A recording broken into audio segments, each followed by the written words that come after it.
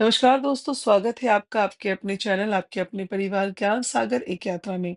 सबसे पहले मैं आप लोगों से हाथ जोड़ के माफ़ी चाहूँगी यदि पीछे से आपको कोई भी डिस्टर्बेंस या शोर की आपको आवाज़ आती है, तो उसे आप दरकिनार कर दीजिएगा और वीडियो को अंत तक देखिएगा क्योंकि यह वीडियो आपके लिए ही है।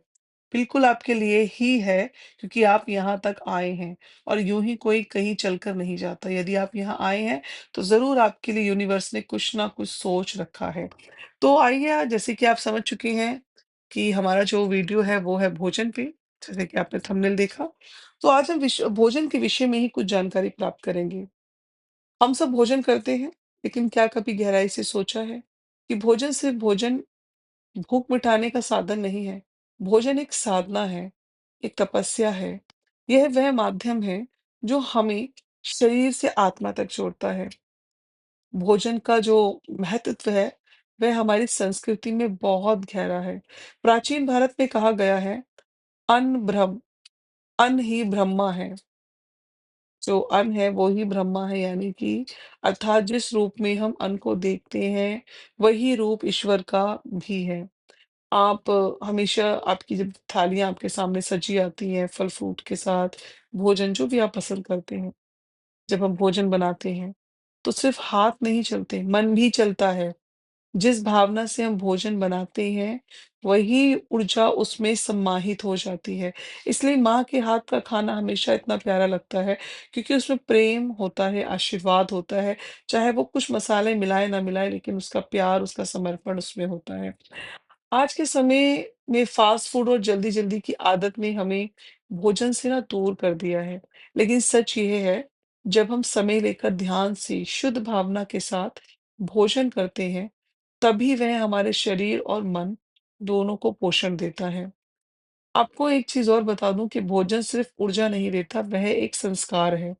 बचपन में जब घर में रोटी बनती थी, तो सबसे पहले एक रोटी गाय के लिए या पंचतत्व के नाम पर रखी जाती थी।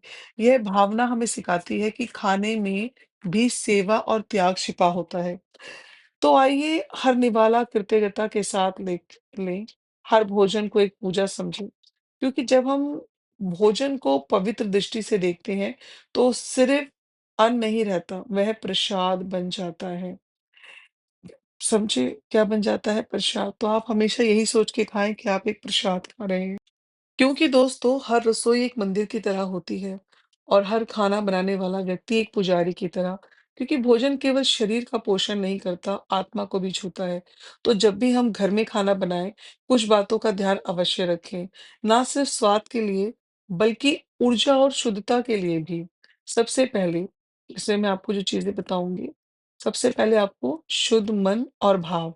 सबसे पहले मन की अवस्था, जब हम खाना बनाते हैं, हमारा मन शांत, स्थिर और सकारात्मक होना चाहिए। गुस्से, चिंता या तनाव से बना भोजन सिर्फ शरीर को भरता है, आत्मा को नहीं। इसलिए कहते हैं भावनाएं भी भोजन में पकती हैं। दूसरा है साफ सफाई, जो कि बाहर और भीतर दोनों की होनी चाहिए। साफ सफाई सिर्फ रसोई की नहीं, मन की भी जरूरी है। हाथ, बर्तन, सब्जियाँ सब स्वच्छ हो, लेकिन साथ ही मन में भी प्रेम, श्रद्धा और कृतज्ञता हो। ये नहीं है कि आप खाना बना रहे हैं, फ़ोन पे बात कर रहे हैं, अपने बॉयफ्रेंड से, अपने पति से, अपने सास से, अपने भाई-बहनों से, नहीं। और यदि आप बात कर रहे हैं, तो उसमें प्रेम होना चाहिए। प्रेम बोलेंगे तो कैसा प्रेम? जिसमें सेवा भरी हुई हो। कोई ऐसा इंसान जो कि आपके भोजन को दूषित ना कर दे। ये नहीं कि आप बात कर रहे हैं कुछ भी और आपके भोजन पे वही असर आपके बच्चे और आपके परिवार पर पड़ेगा। क्योंकि जैसी बातें आप कर रहे हैं, जैसी चीज़ें आप बोल रहे हैं, वो खाने के द्वारा आपके बच्चों के अंदर, आपके परिवार के भीतर भी जा रही है। तीसरा, मंत्र या भजन के साथ खाना बनाएँ। अगर हो सके तो हल्के स्वर में मंत्र, भजन या ओम का उच्चारण खुद से कर सकते हैं। या भोजन को एक दिव्यता से भर देता है। हकीकत है, जब आप इस तरह के भजन सुनते हैं, मंत्र का उच्चारण करते हैं, आप किसी भी जाति, धर्म, वर्ग, समाज से हैं, आप अपने हिसाब से आप याद कर सकते हैं, बोल सकते हैं, नहीं तो ओम, आमीन, जो भी आप जैसे भी हैं, जिस भी आप मज़हब को मानते हैं, आप उसके अकॉर्डिंग ईश्वर का नाम लें। तो ये जो भोजन होता है ना, ये एक दिव्यता से भर देता है। ऐसी हम जब सकारात्मक सोच के साथ खाना बनाते हैं और जो भी उसे ग्रहण करता है उसे शांति मिलती है। कहते हैं ना, जैसा अन्न वैसा मन। ये सिर्फ कहावत नहीं, एक सच्चाई है। चौथा है सबसे पहले ईश्वर को समर्पण। भोजन बनाने के बाद एक छोटा-सा अंश पहले ईश्वर को अर्पित कर देखिए वैसे तो ईश्वर ने हमें बहुत कुछ दिया है, हम उन्हें देने के कुछ भी योग्य नहीं है, लेकिन हम उन्हें कुछ दे सकते हैं तो वो है सेवा और भाव।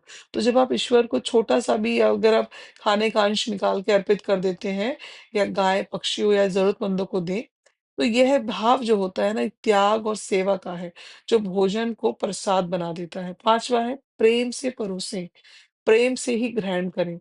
भोजन को प्यार से परोसना भी एक कला है। जब हम मुस्कुराकर भोजन देते हैं, तो वह शरीर से पहले मन को तृप्त करता है और जब घर का हर सदस्य कृतज्ञ होकर खाता है, तो वही घर स्वर्ग बन जाता है।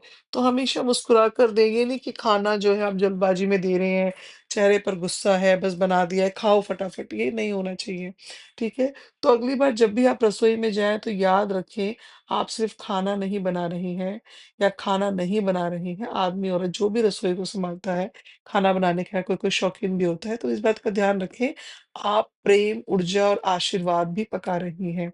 तो शुद्धता, श्रद्धा और शांति यही हो रसोई की असली खुशबू।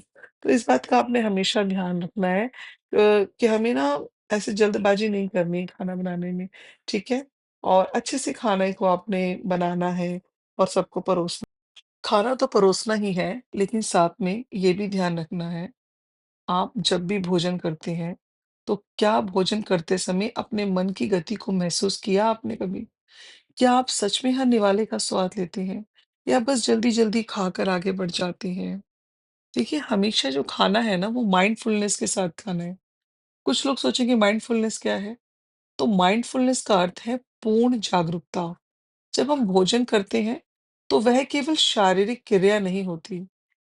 वह एक ध्यान हो सकता है, एक साधना हो सकती है।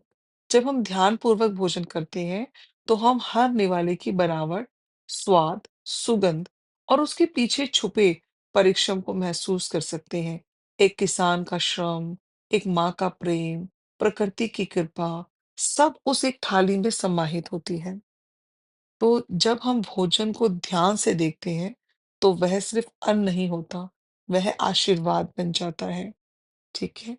तो खाने से पहले बस एक पल रुकिए, आँखें बंद कीजिए, एक गहरी साँस लीजिए और कहिए धन्यवाद इस भोजन के लिए। यही एक पल जो होता है ना, वो भोजन को प्रसाद बना देता है। भोजन के समय मोबाइल दूर रखिए, बातों को थोड़ा विराम दीजिए, ये नहीं कि बच्चों से बातें कर रहे हैं। खाना यानी कि मौन अवस्था में, शांति में और हर निवाले के साथ जुड़ जाइए। यकीन मानिए स्वाद और संतोष दोनों बढ़ जाएगा। आइए आज हम भोजन को एक ध्यान, एक कृतज्ञता और एक प्रेमपूर्ण अनुभव बनाएं। माइंडफुलनेस के साथ खाएं, शांति के साथ जिएं। अगर यह वीडियो पसंद आया हो तो लाइक, कमेंट और सब्सक्राइब जरूर करें। और हाँ, अगला भोजन ध्यान से और प्रेम से पकाइएगा। फिर मिलते हैं आपसे एक नई स्पिरिचुअल वीडियो के साथ। तब तक के लिए धन्यवाद।